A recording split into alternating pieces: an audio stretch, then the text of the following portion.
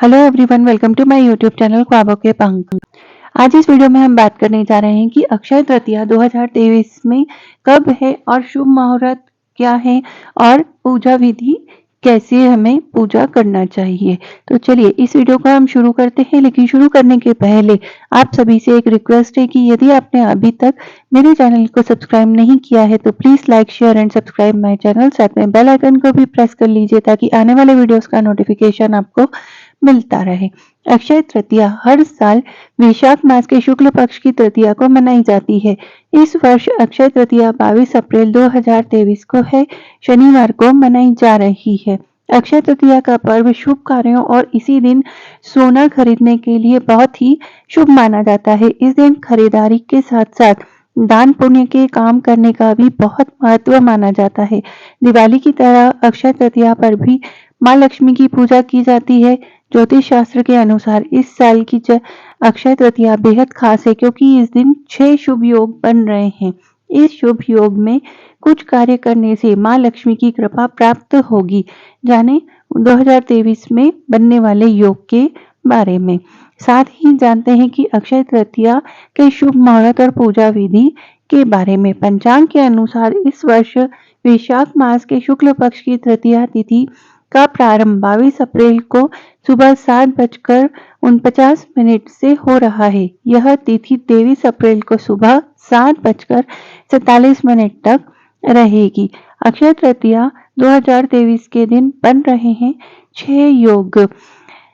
त्रिपुष्कर योग सुबह 5:49 से 7:49 तक। आयुष्मान योग इस दिन सुबह 9:26 पर। शुभ योग सुबह 9:36 से पूरी रात तक। रवि योग रात 11:24 से 23 अप्रैल को सुबह 5:48 तक। सर्वार्थ सिद्धि योग 23 अप्रैल को रात 11:24 से प्रातः 5:48 तक। अमृत सिद्धि योग रात 11:24 से अगले दिन सुबह 5:48 तक।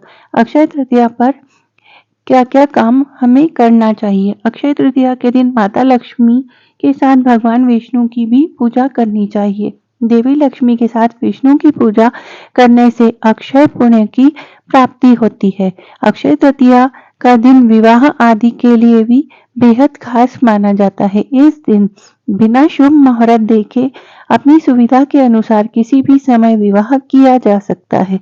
अक्षय तृतीया पर सोना या अन्य आभूषण खरीदना शुभ होता है। माना जाता है कि सोना आदि खरीदने से कई गुना वृद्धि होती है। इसके अलावा अगर आप कोई नया वाहन खरीदने की सोच रहे हैं तो यह दिन भाग्यशाली साबित होगा। अक्षय तृतीया को आखा तीज के रूप में भी माना जाता है, जिसे भारत और नेपाल के कई क्षेत्रों में हिंदुओं और जैनियों द्वारा शुभ माना जाता है। यह पितरों को भी याद करने का दिन है। अक्षय तृतीया व्रत और पूजन विधि। इस दिन व्रत करने वाले को प्रातः काल पीले वस्त्र धारण करने चाहिए। घर में विष्णु जी की पूजा को मूर्ति को गंगा जल से स्नान कराएं और तुलसी पीले फूलों की माला या पीले फूल चढ़ाएं। इसके बाद धूप घी की बत्ती का दीपक जलाकर पीले आसन पर बैठ जाएं। आगे विष्णु सहस्त्र नाम, विष्णु चालीसा जैसे विष्णु से संबंधित ग्रंथों का पाठ करें। अंत में विष्णु जी की आरती गाएं।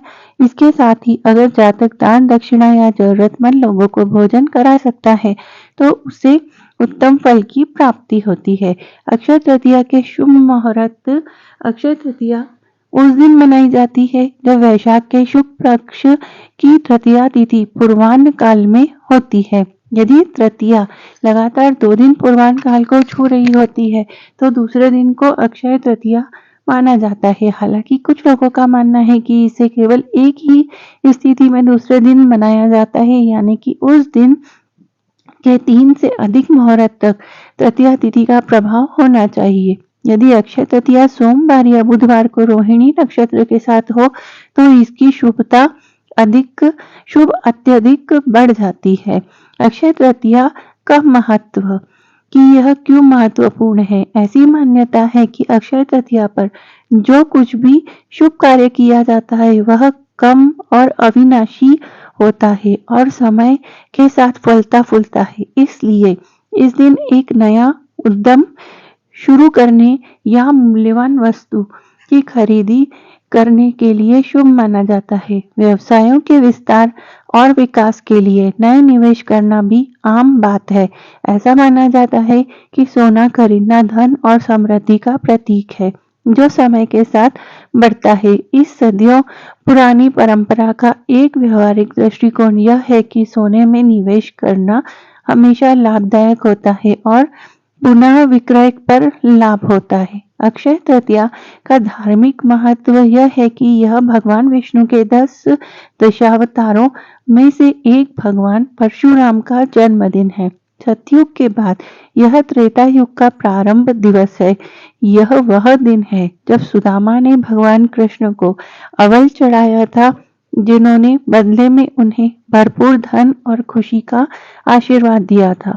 भगवान कृष्ण ने द्रौपदी को अक्षय पात्र दिया था जब पांडव वनवास के लिए रवाना हुए ताकि उनके पास हमेशा प्रचुर मात्रा में भोजन हो।